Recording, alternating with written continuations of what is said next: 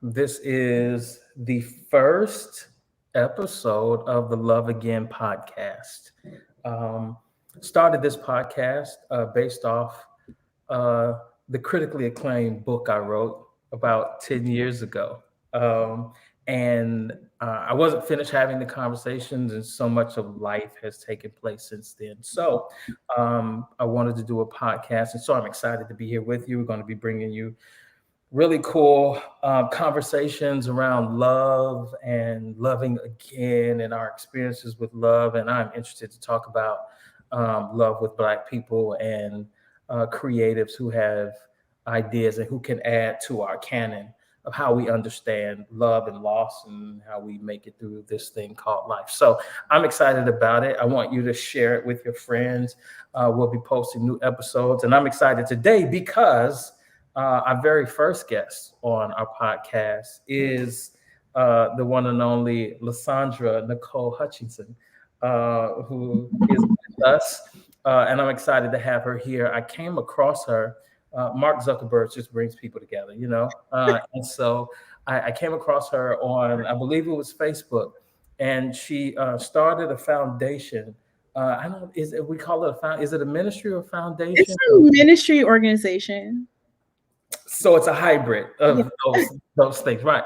Yeah. Called Grace and Grieve, and I began to listen and read some texts that she has about it, and I was fascinated and found some similarities between her experience and my experience and all of our experiences. And so I asked her to come, and she agreed to come. And so, welcome. Thank You you.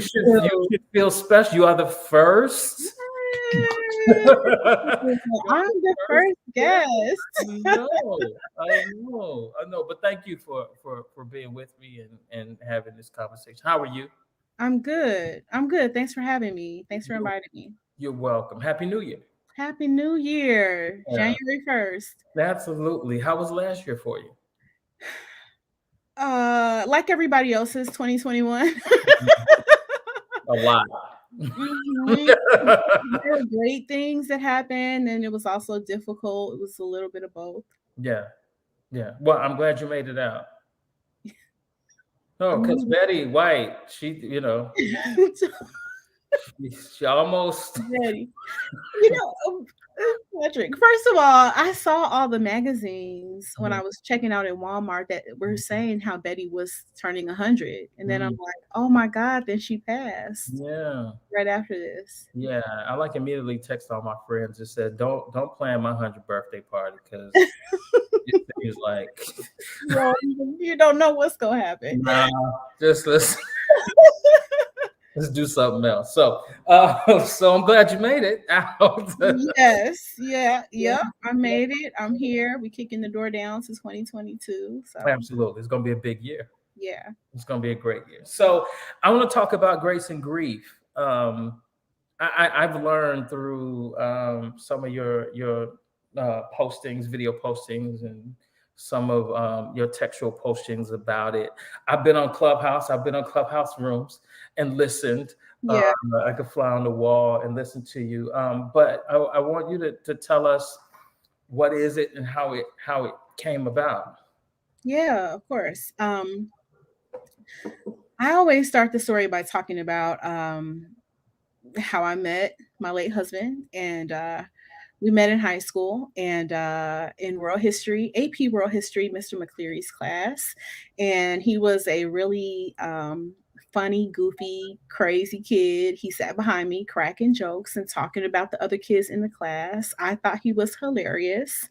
And so this is how we became friends, and we became quick friends, and basically went to high school together, would start little organizations and clubs in high school and stay up on the phone all night and talk. Then we went to college together at Northwestern and went and started to do campus ministry and studied abroad together. We got married a few weeks before we graduated from college on campus, and then went on and had 4 kids. Bought a house. He worked in the education sector. I worked in the nonprofit sector. And so we were trying to live our dreams. We saw each other as destiny partners. And when we were 33, randomly he started having shortness of breath. and went into the hospital, and they said he had cardiomyopathy and that there was nothing they could do, that it was too far, had progressed too far. And he wore a defibrillator vest for a little while, but we found a cardiologist that was working with us. He started doing better. His ejection fraction, which measures the pump of the heart, started to increase. So we were excited. We're thinking, okay, I think he's going to be fine. The cardiologist thought that he could make a full recovery. But in early October, his grandmother passed, and his grandmother was like his other mom. She lived in the house with them. She helped to raise him and his brother, and he took it really hard.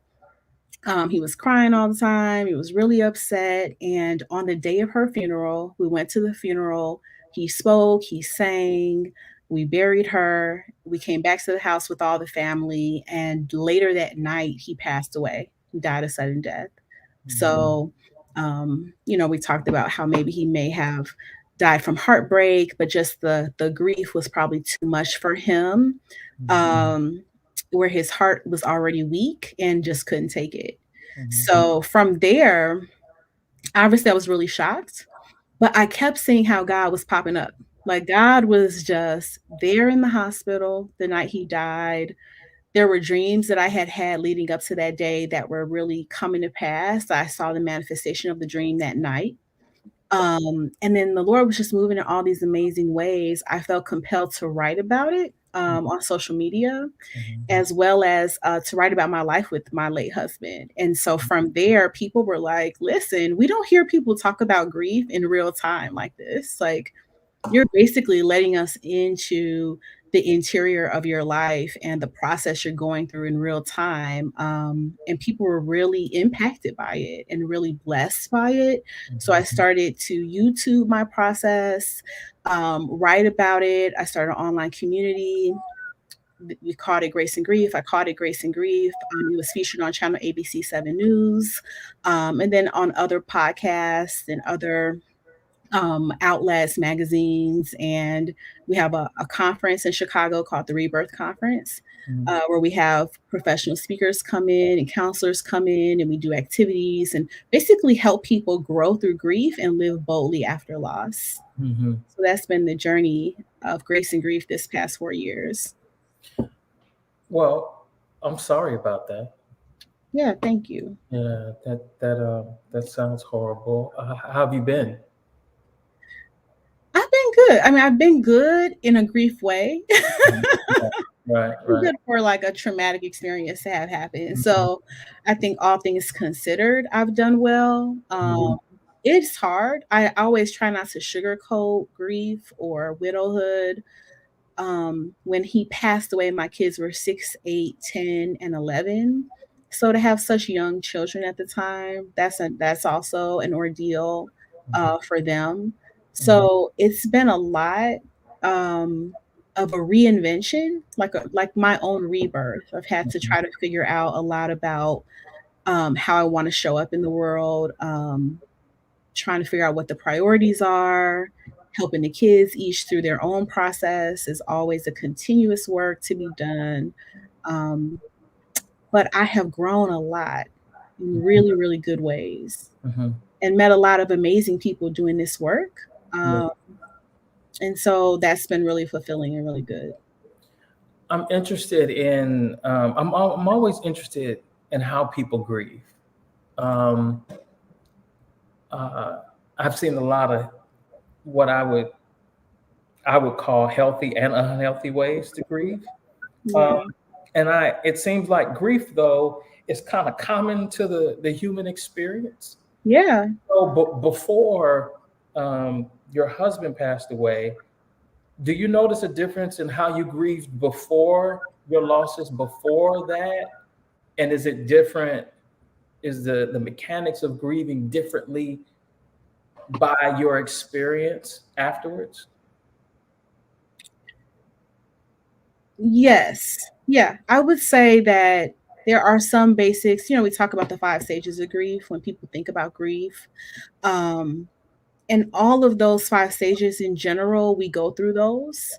But depending on who you lose, or what you lose. Let's say it's not a person. Let's say you lose your health or you lose a job and you're grieving the loss of that. We can even grieve a lost opportunity. We could Sure. like through regret. So depending on what we grieve, some things are more connected to our identity. Mm-hmm. So if something is very heavily connected to your identity, I think the grief process of that is a little harsher because you're not only sad about the thing, but you're asking the question, who am I without this thing? Right. And so that's a deeper, sometimes you have to go to a deeper level of self-awareness and self-discovery, Mm-hmm. as opposed to just, I've lost something and I'm sad about it, but I'm moving on. And for the most part, who I understand myself to be is intact. Mm-hmm. That's different. So yeah. So you're right, because the degree of grief depends on the intensity of the relationship, Yeah, right? Um, absolutely. there are some losses. If we lose a job, we can maybe identify with what we do, but it's a job. It's not a grandparent or that raised you. It's not a parent. It's not a spouse or a partner. And so I think depending upon the relationship, right? Because there are people who have lost fathers, but they didn't have a relationship with the father. So when they passed, it was like, well, we weren't that close. And so they didn't grieve it. You bring up, when you were talking about your courtship or you all's relationship, that you all did campus ministry together, and I think you did missions, um, together. How has being a Christian helped, and how has it maybe complicated the grief process, if it has Yeah. complicated the grief Oh, process? this is a great question. No one has ever asked me this in this way. Okay. It helps me to be smart and bright at the same. This is good. Yeah. That's a really interesting question. People have asked me how my faith has helped, but not necessarily how it complicated the process. Mhm. To the first question, how has it helped?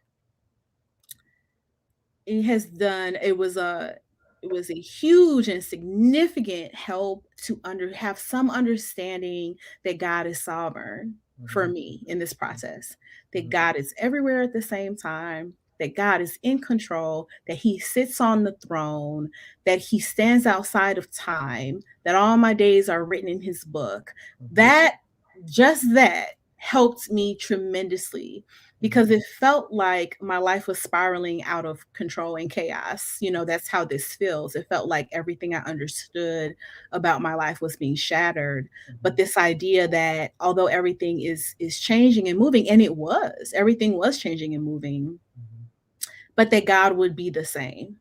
That Mhm. number one, he had a plan, that he was still going to be good, faithful, that he was still going to be the same God that I had always known him to be, even though I didn't know what that meant given the context. Mhm. But just in a general sense, that for me was probably half the battle. Um, the way in which my faith complicated it though was the fact that God, it was this idea of, God, if you gave me this person to be my spouse, because I didn't feel like I chose him. I felt like I prayed.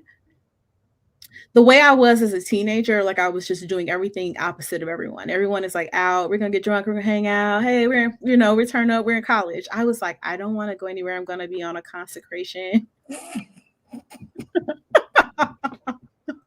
I'm going to trust God. I'm going to stop dating. I'm stopping all dating. Of course. And I'm going to believe God to bless me with a husband Amen. because I want Amen. to be, Miss Proverbs 31. Anyway, so everybody was like teasing me and like, making fun of that and just like, girl, what? Mhm.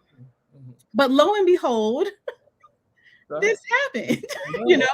I this know. happened. He didn't let me be ashamed, right? Mhm. So this happened. And so I really felt in my heart like I don't really feel like I conjured this relationship. I feel like God had put this person in my life and then blessed me to do life with him.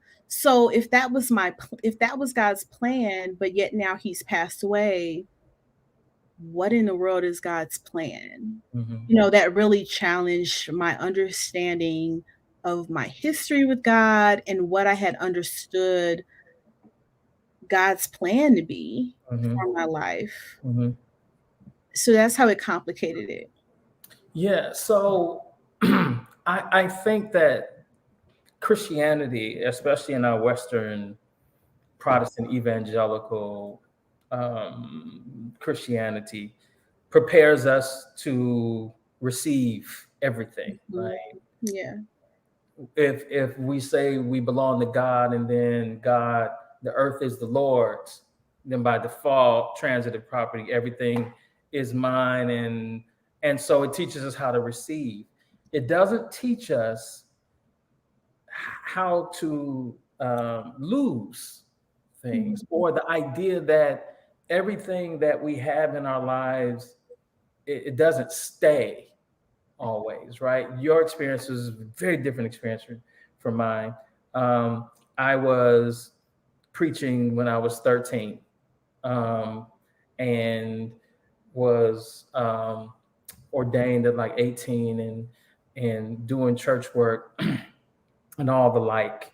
And I was like you. The church said, don't do this, don't do that, don't do this. And so I played by all the rules. Right. And I met somebody at church, right? And so we're gonna, do ministry together and live out my ministry fantasy, because I went to a private evangelical university, and so they manufacture people who go out in the world and do ministry. Yeah. And we did everything right, like everything they told us to do, we did it, and it still turned out wrong, right? And so Yeah. for me, I didn't know how to understand that. I thought if I did everything right, then only right and good things will happen.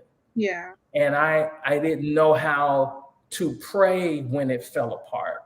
I didn't know how to deal with divorce, because church really doesn't talk about people or have ministry for people who are single. Number one, I think singles are marginalized in the church, but the subset of the marginalization of single people is divorced people. And maybe you experience, widow people, right?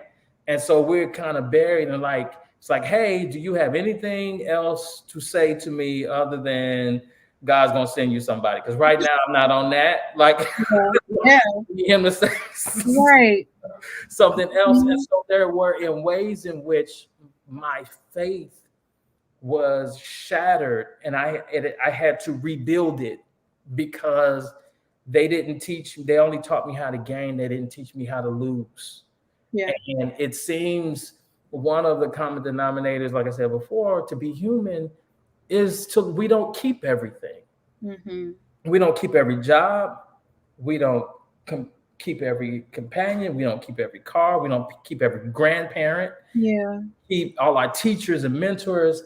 And it seems like, whether we acknowledge or not, life is a cycle of kind of letting go of some things, right? Mhm. So how did you start putting the pieces and kind of reconstructing your faith in God after it seemed like, well, this is horrible, and I wasn't expecting this, right? Yeah. So, Yeah. yeah. The curveball. Yeah. Absolutely. I went back to what I did understand, and that was sometimes you got to go back to what do you know? What do you know that hasn't changed? And so for me, that was the basic idea that God loved me, and that He had a plan for my life, that He was in control. And so when I would speak for about my, about grace and grief and about my loss and my grief process, that's the main thing I would say.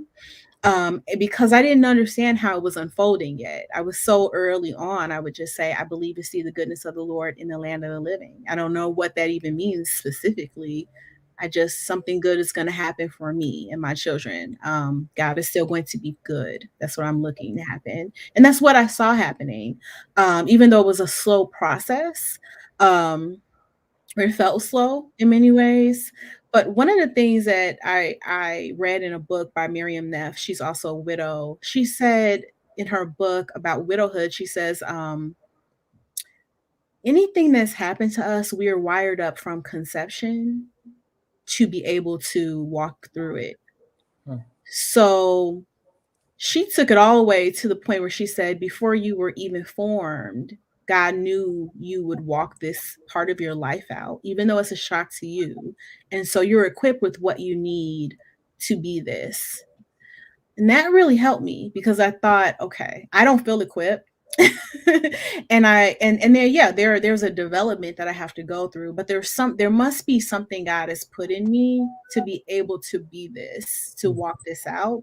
Mhm. Um, and then I had my seasons or my points where I felt angry with God, or not. It wasn't even like an anger. It was almost like this, like, God, I'm giving you the side eye, just a sense of trepidation or caution versus, when you have a childlike faith, you're all in with God. You're like, woo, let's go. But I didn't feel that way anymore. I felt very like, I want to go, but what does going mean? So, because now you've done this stuff that I didn't think you were going to do, or you've allowed things to happen that I didn't see coming. And so now I feel a little bit more cautious about moving forward with you. But God was, he, I'm trying not to have church because I Go, can't get go ahead. You know, go right ahead. so excited. God is a real God. He's so real. He's so real. It is so. I'll tell you a story. I'll tell you this. This is an example, one of the examples. My late husband, the car that I had was his car. It had a really high note and I needed to get rid of it. I needed to get my own car, but I wasn't working full time yet. I was just working on Grace and Grieve, which in my mind was in an infant stage of entrepreneurship. And so I went to get a loan from the credit union and I kept thinking, I was worried, like my palms were sweating. I was thinking, they're not going to give me a loan. I do not have a job. I don't have anything. Like, I'm trying to get this other car that has a more reasonable car note, but like, what am I out here doing? And I'm praying the whole time. I don't know what's going to happen. And when I get in there and I'm talking to the loan officer, she's like, what do you do? I say, well, I'm an entrepreneur. Okay, what's your business? I explain Grace and Grief. But in my mind, I'm like, she gonna find me out because I just started this. I don't exactly know where I'm going with this. And she says, her face lights up and she says, I saw you on the news. You're doing a wonderful work. Oh my God, people need this. Oh my goodness, this happened and this happened in my family and that happened in my family. And basically, she's just like completely impressed. Whatever loan you need, you got it. She signs her, signature on the dotted line. And as I'm walking out of there, I just feel God like, you think I'm playing. Like, you think I don't have it. You think I'm not gonna do it. And I'm like, no, I think you got no, you think I don't, you think that somehow this is out of my control and oh no, this happened to me. But I'm telling you, I got this. Like, I've got it. So he built my faith. I built my faith over time with God because he wooed me back. He kept flexing. He kept blowing my mind. He kept showing up, doing the crazy stuff that he had always been doing, showing me I am the same God. I am going to be the same God. You think something's changed. It's not. So those experiences rebuilt my faith in this context. Yeah. You know what I mean? I needed faith. I needed faith for something new. And little by little, I was able, and I'm still in the process. Obviously, I'm still in the process of rebuilding it. But yeah, little by little, I rebuilt it. Well, let me ask you this. Was there ever a time you were angry?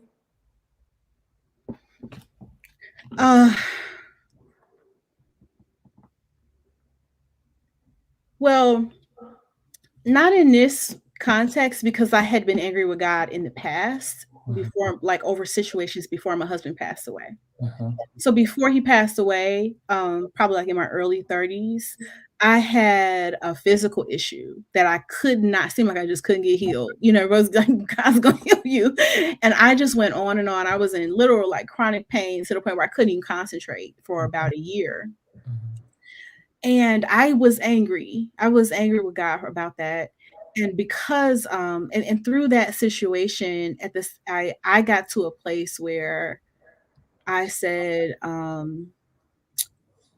through that experience, I felt like I got to a place where I changed why I was serving God. I stopped serving him to be healed, and I stopped serving him to have money, and I stopped serving him to be happy. I was just like, I just, I got to the place where I felt like, God, I just serve you because I love you, Mhm. and I believe you love me. Mhm. And if you don't ever heal me, and if I don't ever have nothing or be nothing, I just believe.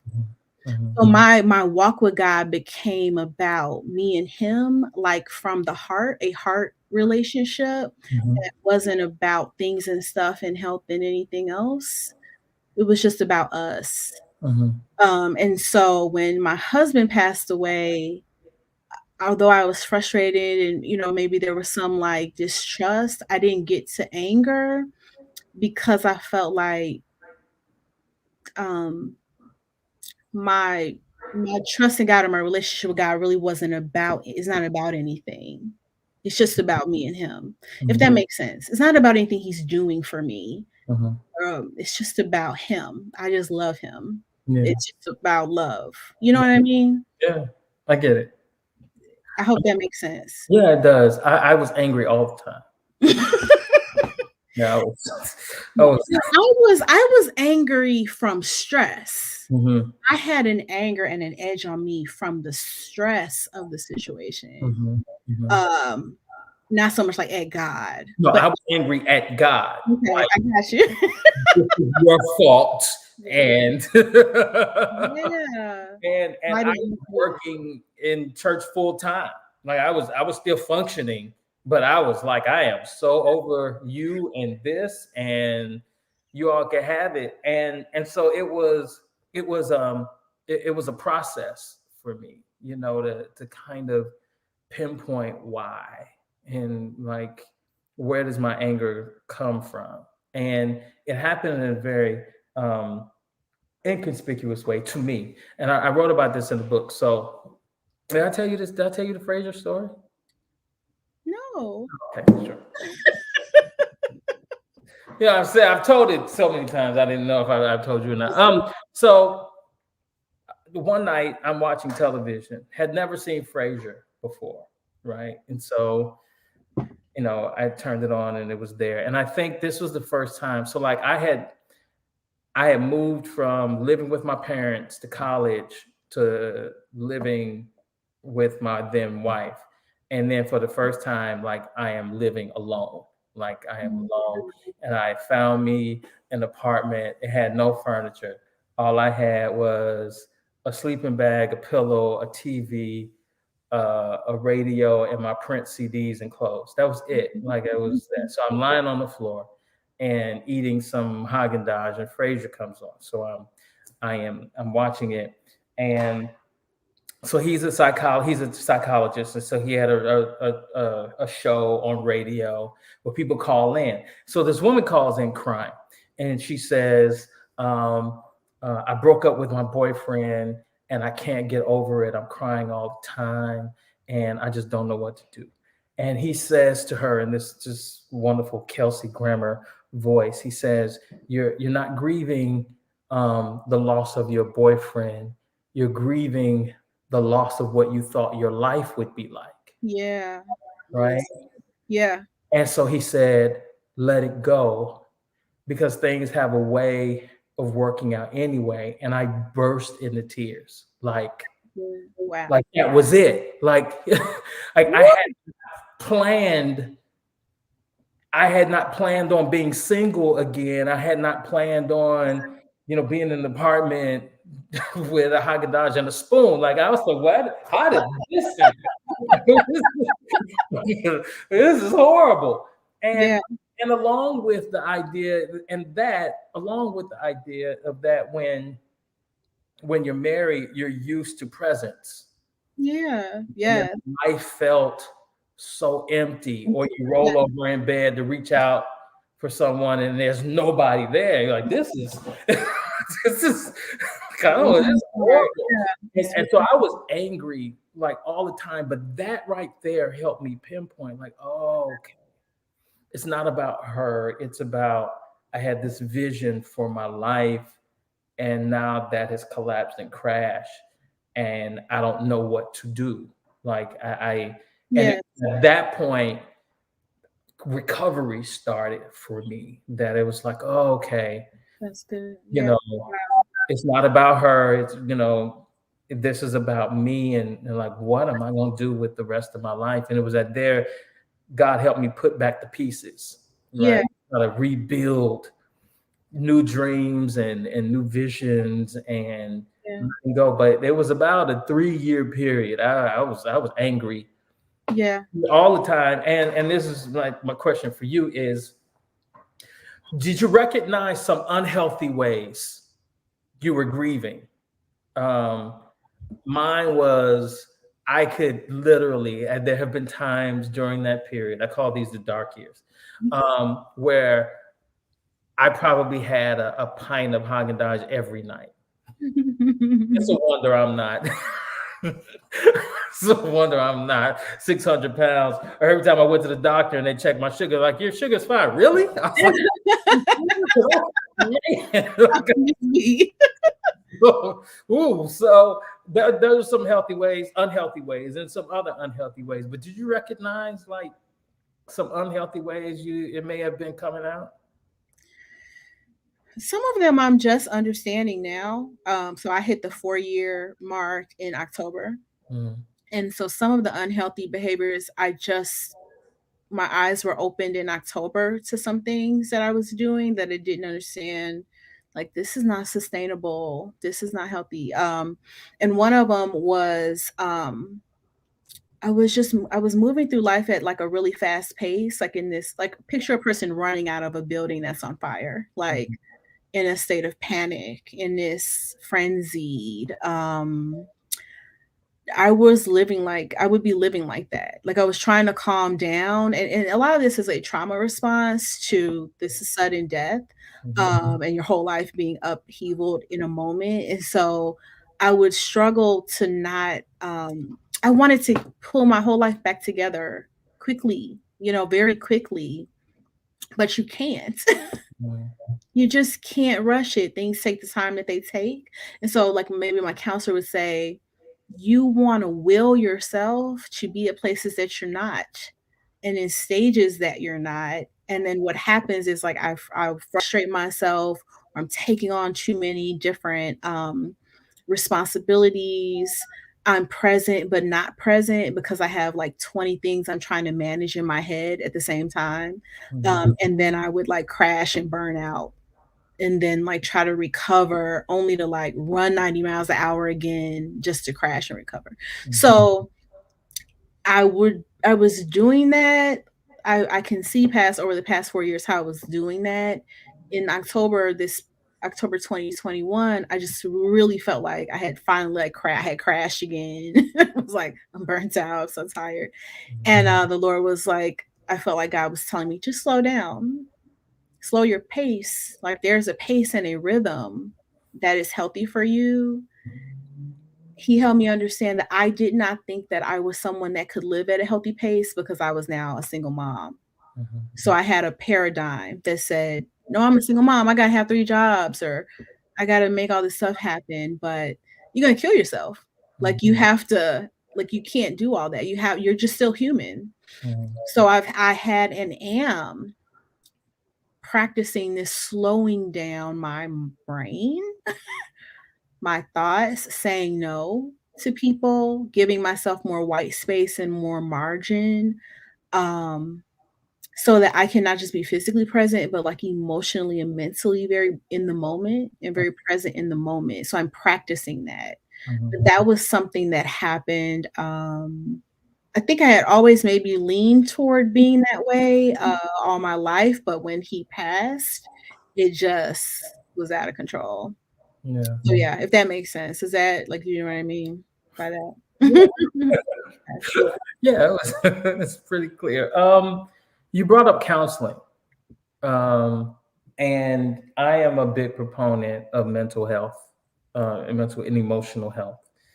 And one of the most consequential decisions for me, um, was to get to therapy. Yeah. Um, I had one of my closest friends in the whole wide world.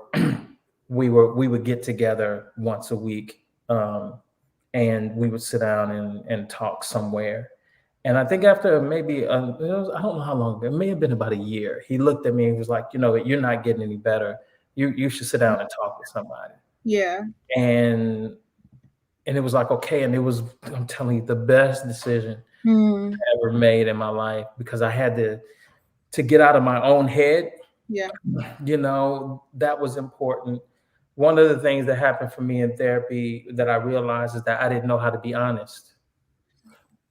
Sometimes when we talk about our history to people, we rewrite it in the most less harmful way. Right. Right. Yes. So I was not, and for we go to church and say God desires truth in the inward parts, and then it's like we really don't know how to be honest sometimes Yeah. with painful things, and so I had to learn that, and so that was horribly helpful to my person. You mentioned it. How has that, having that component, um, been for you? Oh my goodness. A huge asset. I'm a huge advocate of therapy. Finding a counselor because God has anointed certain people to counsel. And I think sometimes in the church, we see it as taboo or you're not trusting God, you don't need God, just, put a scripture on it, it's gonna be okay. But God has anointed people to counsel. And so it has saved me so much time and heartache to have a counselor to share my thoughts with who can not only understand what I'm talking about, but just even an example that I gave, Mhm. help me reframe things Yeah. where I'm thinking I'm supposed to be healed, reestablished, and rebuilt, and flourishing and soaring, Mhm. and for her to be able to say, "No, you're 2 years in." 2 Yeah. years is not a long time given the situation. You're in an early infant time. And I'm like, "No, I don't wanna be in an infant," but that's the reality of Mhm. live your life with 20 years with someone and lose them in an instant. Like you're not 2 years is nothing right now. So you're still in the beginning. So just being able to help me put things into context in ways that were healthy. Um Helping sometimes it helps you to have someone say back to you what you're saying in a different way. Even just to feel understood and not judged Mhm. is huge. That's a lot of the blessing of therapy and counseling. So I'm a huge advocate for that, especially I'm a huge advocate for vulnerability. I feel like what you're talking about is just our ability to be vulnerable is something we have to practice that, being Mhm. honest Mhm. about how we really feel about things, what has happened, and how it's impacting us. A Mhm. lot of that takes a lot of courage, and we tend to see it as a weakness, but it really is a courageous thing to do. Mhm. Um, and oftentimes we need practice, and we need people to call us out, like you said, when we're not really doing it, Right. when we're minimizing and over spiritualizing and in denial, and we need people to help us see that we're doing that. Mhm. So Let me ask you, divorce, death of a companion pushes us away from who we were, but then we find perhaps another community, like people who be like, "Oh, me too, yeah. me too, then me too." And it's like, "Well, I didn't even know y'all was here."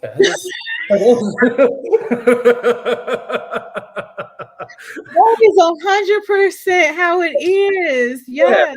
or sometimes we're in church and Mother Clara Smith Jones talk about the marriage with Brother Jones, but don't talk about the marriage with Brother Smith, that either he died or they got divorced, and I understand how lonely you can feel even at church or even in the world, like this is happening to me and this I'm the only person who's experiencing this. But then you find, oh, like I'm not alone. How has that, finding that community, been important, essential, helpful, harmful for you?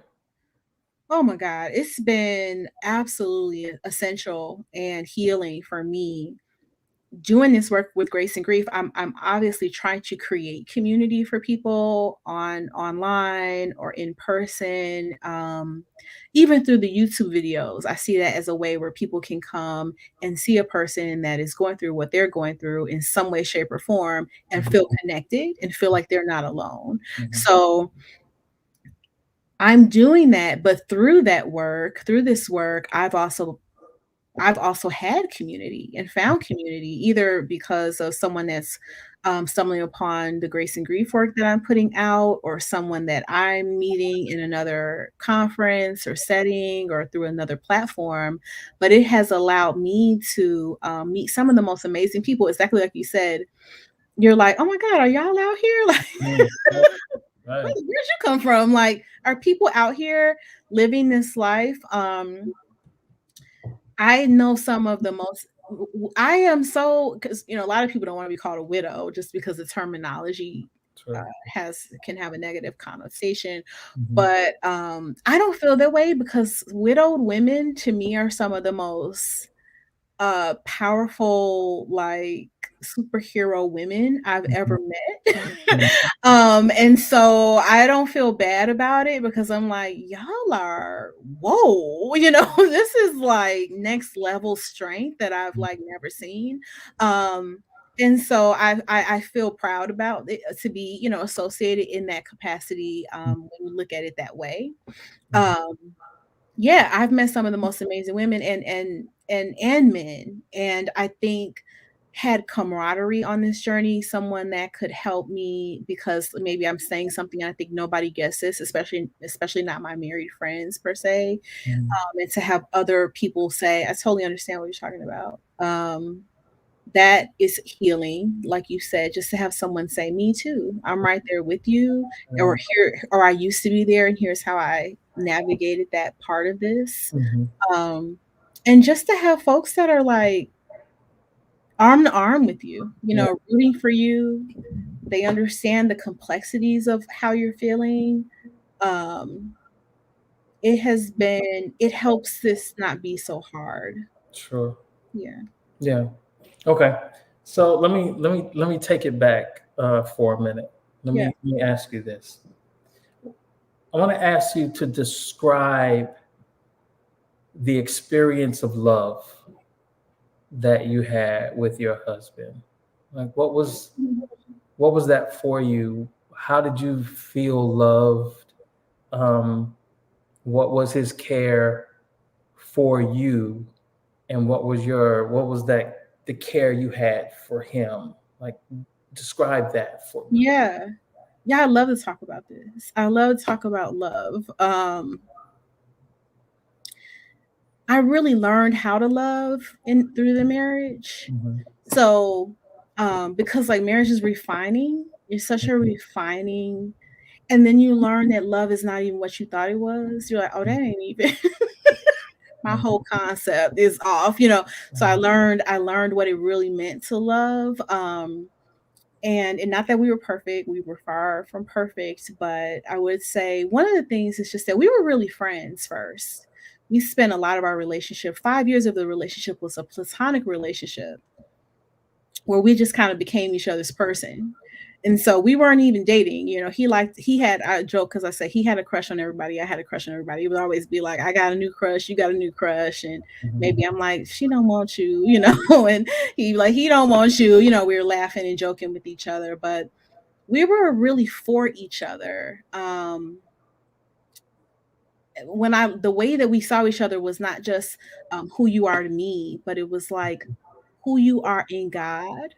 We were very clear on each other's purpose in God and each other's calling. And so a part of our relationship was encouraging the other one toward that and holding them accountable for that. So, we taught each other how to preach. We learned how to preach together, and so he like, give me your sermon. And no, there's no practical application here. You got to start this one over, or you got to add this, and vice versa. So we just were partners in everything. So we enjoyed ministry together, kind of helping refine each other. A big part of our relationship and intimacy was our love for God. So we both were really excited about the Lord and love the Lord. We preached together in the kitchen, and started shouting and praising God, or having a testimony service, or just we're so excited to do ministry and like pray and prophesy over people. We have folks come over our house on New Year's Eve, and we had a seat. We call it the Hutchinson hot seat. We put you in the seat, and then we'd like pray for you and prophesy over you. Like people would take turns getting in the chair, and like he would say, "I love doing this with you." A lot of our love life was dreaming. We dream together and talk about society, talk about culture, talk about social change, things that we wanted to do, and ways we wanted to impact the world. Um, that was a lot of the love that we shared was around that. One of the things that we both did was we would help each other serve each other's family. So like I took his family like that was my family, and he took my family like they were his family. So we would go hard. We'd be like, "Oh, it's your grandma's birthday. I know you want to do something for your grandma. I'm gonna go hard over that." And vice versa. Your mom needs something. Look, get out of here. Go take your mom. And there was a lot of that made me feel loved, because it's not just that you care about me, but you care about who and what I care about. Um, we also, I think for me, he just believed in me. Like I felt like he believed in me when I didn't believe in myself. Like, you know what? I don't know nothing about that. I'm about to quit. He's like, "No, you're not gonna quit. Don't let the Lord's name go down. You better get out here and get this done. You can do it." And just we would just keep each other motivated and full of faith. Um, but I would say the most I could go on and on about this, but we also just enjoyed each other's company. Like we were laughing every day. He was a nutcase. Like he was funny. I always say, Kenneth, he was so funny. He'd make a grown man cry to the point of tears. Like he was funny, not in a corny way, but in a clever way, that was like, we're all thinking that, but you're only one gonna say it. It was funny like that. So we enjoyed each other. And it wasn't because you're perfect. It was like learning to love each other and look at the good. One of the things God taught me about love was about focusing on the good. Everyone has shortcomings, but it's what you choose to focus on and celebrate. And so I think that we both learned over time how to do that for each other. And that's a blessing too. So if that makes sense. Sure, Yeah. of course it does. Here's what I've learned about grief, and I heard this the other day. Andrew Garfield Yeah. was on Oh, Colbert. yeah, He so was on Colbert, and he was talking about his mother, and he says, "I'm going to cry with my tears. It's okay, but because grief is unused love." And I thought, oh, it's so beautiful, that that love doesn't recognize death, right? That um, even though there's separation, love doesn't cease to exist. And so my question is, since his passing, what has love been like for you? And how has it been loving him, um, and not having nearness um, in your life with him? Wow, this is a big question. I think because I met him so young when I was 15, this person became my person when I was 15. So I often try to explain that I felt closer to him than I did my parents or my siblings at a formative time. It was like he was like my family. Um, and what I realized when he died was that I didn't really allow anyone else to be that intimate or close with me outside of him. Mhm. So even in the hospital when he died, I didn't even cry in front of anybody because I wasn't used to crying and being that vulnerable in front of other people. Mhm. I just grabbed my purse and was like, "Thank you guys for coming," and left because Like, there what was, "What are you doing?" Like, right, we're in a you crisis. doing? Like, what is she doing? But well, you know, of course I believe God, but some of it was like, oh, I don't really feel like that close with you guys. I don't really Mhm. feel that comfortable to open up to that extent with anyone outside of him. Mhm. So the loss of him was there was like a deep feeling of being alone. Mhm. I felt very, very much alone. And unknown and like I didn't really have anyone that was close. There were people all around me. I was very thankful, but there's so many layers and depths to who we are. Mhm. Um, I didn't really feel like on the deepest level that I really had anyone close. So Mhm. I had to and have had to develop that level of intimacy or a closer level of intimacy with other people, which has been scary and uncomfortable at times, but I had to because you really can't live and not have anyone be really intimate and close with you Sure. in this life.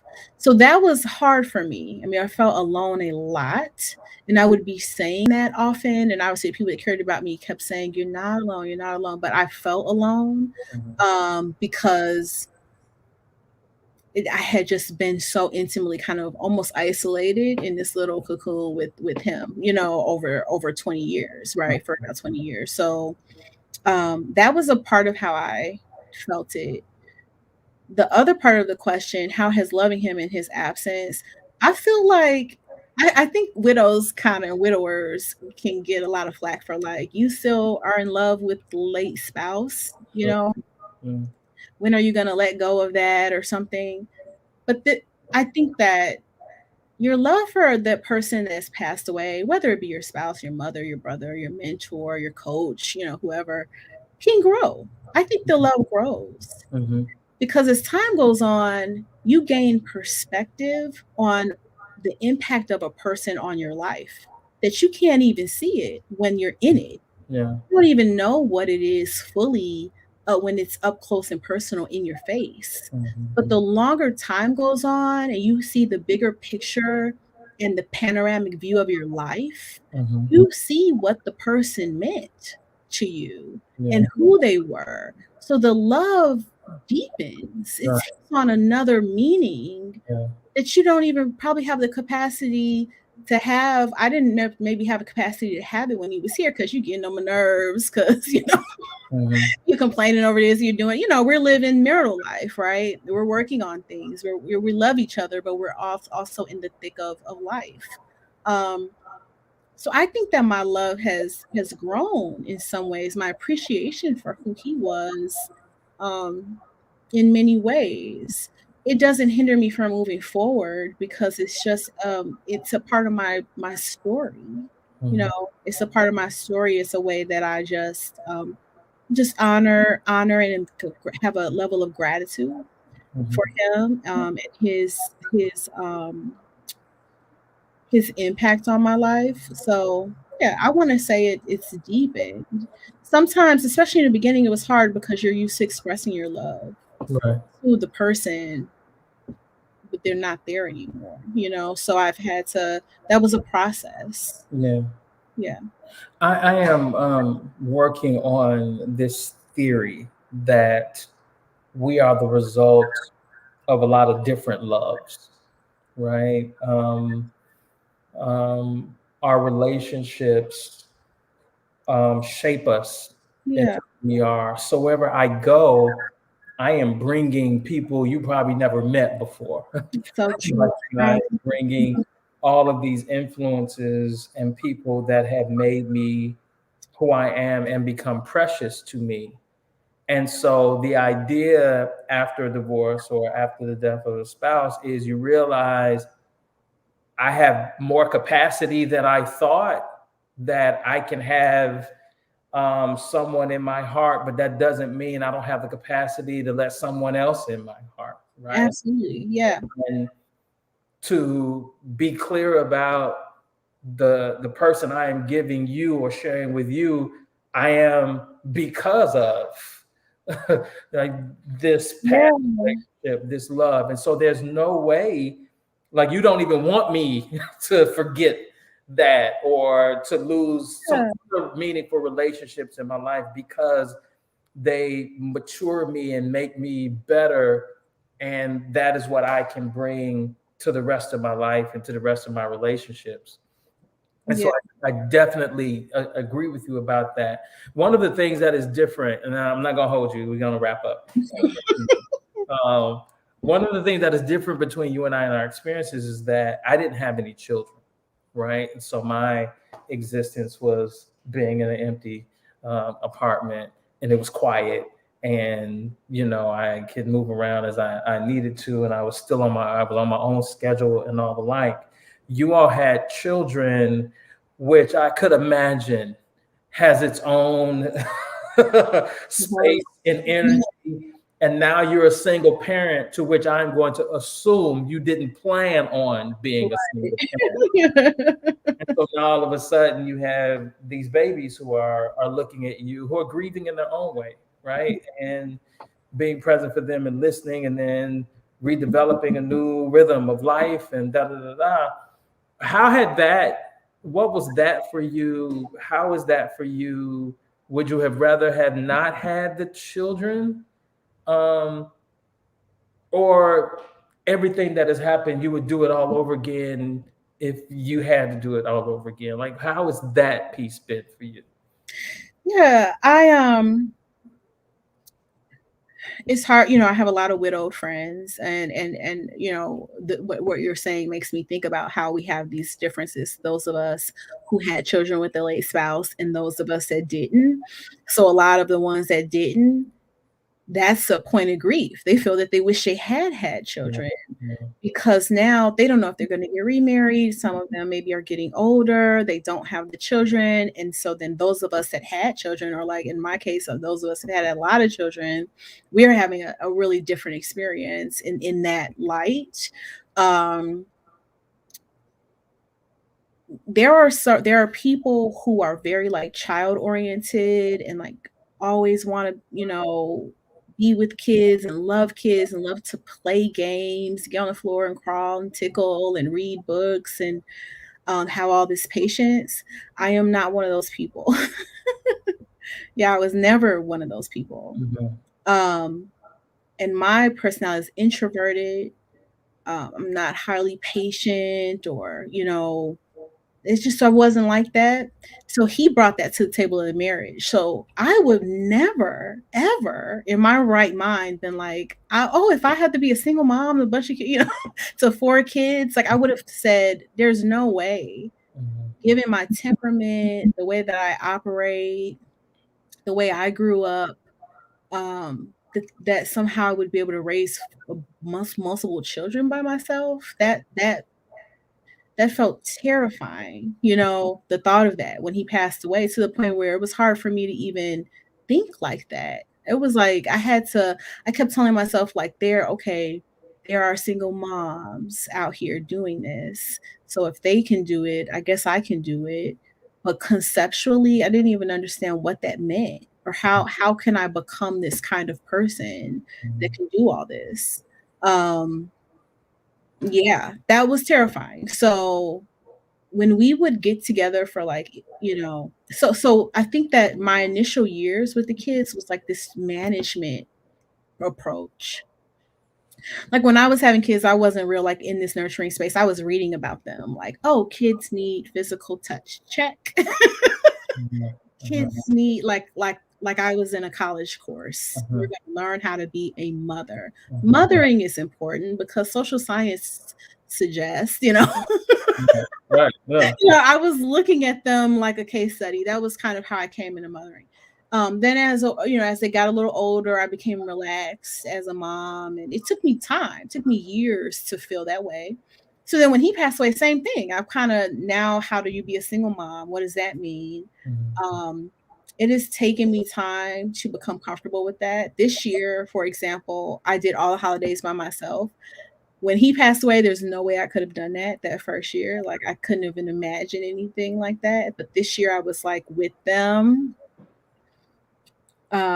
focusing on being present. That's something I'm learning. You have to be present. It's not enough just to be there physically. You got to be mentally and emotionally. You got to have the bandwidth, which Mhm. means you got to say no to other things and people so that you can be there with them, focusing on them, looking at them when they're talking to you, engaging more deeply. So I'm still in a process of that. Like that's not. I don't think you can come into that quickly. That takes time. One of the things I did have in my favor though was that my late husband traveled a lot. Mhm. So I was alone with the kids. We did have a little bit of our own mom and the kids rapport. And I had been a stay-at-home mom mostly. So that part was, good. I was happy that I had done that. But Mhm. having a 6, 8, 10, and 11-year-old is very different from having a 10, 12, 14, and 16-year-old. It's like these are different people than Right. 4 years ago. These are not even the same kids with the same Right. issues. This is someone else. Right. So I'm constantly having to learn and develop along with them as I go. Yeah. That's great. Okay.